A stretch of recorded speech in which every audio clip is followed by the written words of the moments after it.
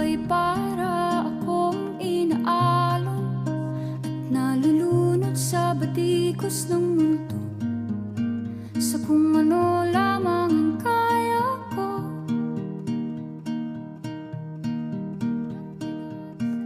Bigang-biga na sa mga problemang di masolusyonan agad, parang wala nang bukas.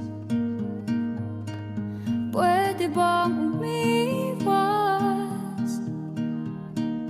Hinahanap ang sarili, ngunit di nakakayanan sa ligaw na dinadaanan ko.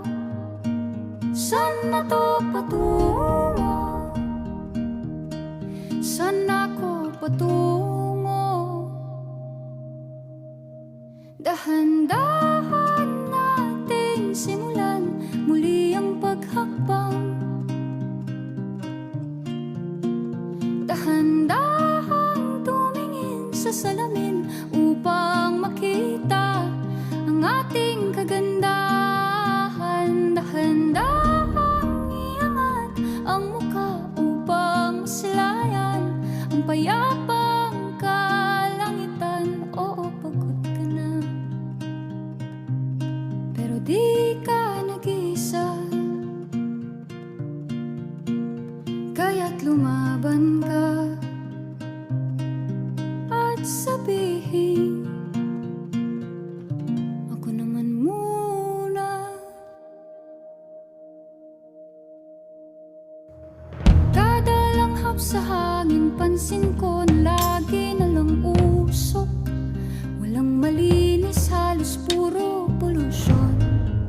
Parang ako raw na konsumisyon.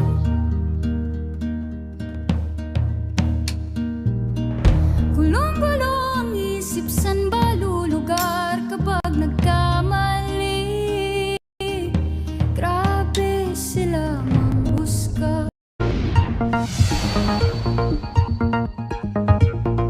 Sama-sama ang mga miyembro ng LGBTQIA+ sa mga Pride March na idinaos sa iba't ibang bansa.